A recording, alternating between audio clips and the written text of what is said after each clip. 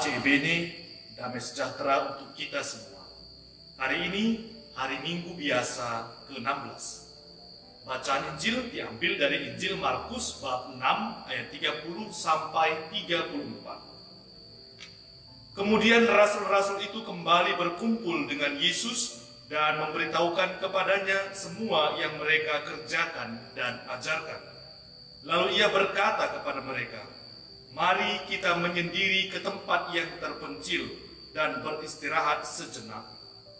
Sebab memang begitu banyaknya orang yang datang dan yang pergi, sehingga makan pun mereka tidak sempat." Lalu berangkatlah mereka dengan perahu menyendiri ke tempat yang terpencil. Tetapi pada waktu mereka bertolak, banyak orang melihat mereka dan mengetahui tujuan mereka. Dengan mengambil jalan darat, bergegas-gegaslah orang dari semua kota ke tempat itu, sehingga mendahului mereka. Ketika mendarat, Yesus melihat orang banyak berkerumun, maka tergeraklah hatinya oleh belas kasihan kepada mereka, karena mereka seperti domba yang tidak mempunyai gembala. Lalu mulailah ia mengajarkan banyak hal kepada mereka.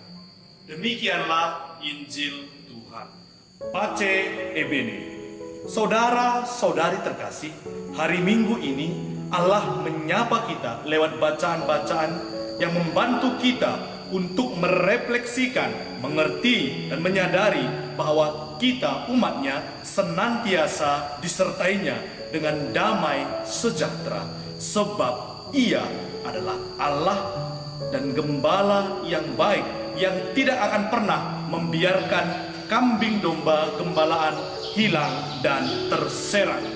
Saudara-saudari terkasih, sekalipun dalam perjalanan kehidupan umatnya, kehidupan kita, terdapat gembala-gembala yang tidak melaksanakan tugasnya menjaga kawanan gembala, namun Ia, Allah, tetap mengutus dan mengirimkan gembala-gembala untuk menggembalakan umatnya, sehingga mereka, kita tidak takut dan kita tetap akan hidup dengan damai sejahtera.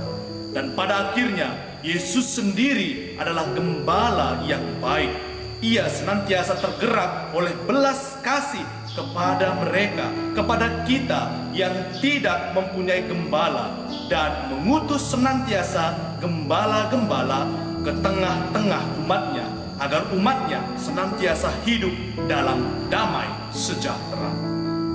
Saudara-saudari terkasih, apa yang pertama dan utama predikat yang harus dimiliki oleh seorang utusan, seorang gembala?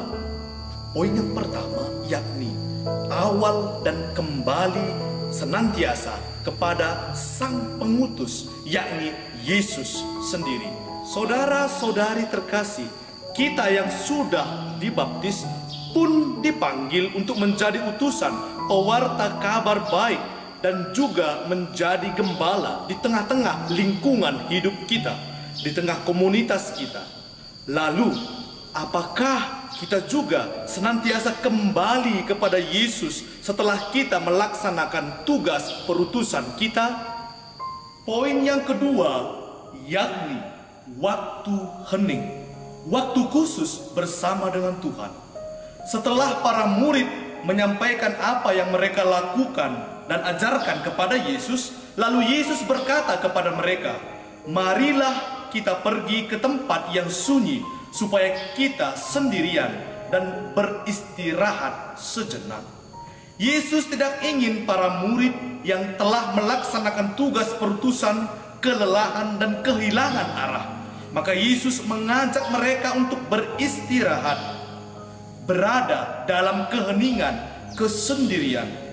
Tindakan Yesus ini memberi pengertian kepada para murid dan para utusan untuk tidak boleh melupakan waktu-waktu khusus dan tertentu untuk diri sendiri dalam keheningan bersama Tuhan.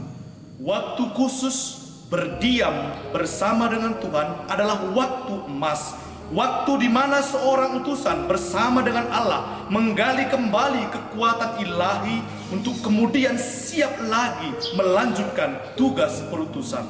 Waktu ini kita sebut sebagai waktu sakral, waktu retret rekoleksi, waktu khusus berhenti dari seluruh aktivitas perutusan dan yang ada hanya hening bersama dengan Allah.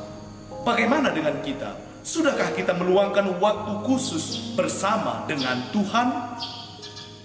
Saudara-saudari terkasih, kita semua lewat baptisan dipanggil untuk menjadi utusan, untuk menjadi gembala di tempat dan di mana kita berkarya.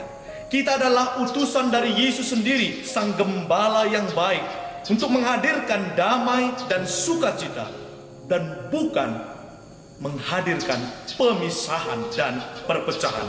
Kita sebagai orang Katolik hendaknya menjadi orang-orang terdepan, agen-agen utama dalam perdamaian. Kehadiran, karya, pelayanan hendaknya senantiasa membawa perdamaian. Pace e bene yang kita ucapkan serentak juga menjadi perjuangan kita terus-menerus menghadirkan pace e bene, damai dan kebaikan dalam hidup. Saudara,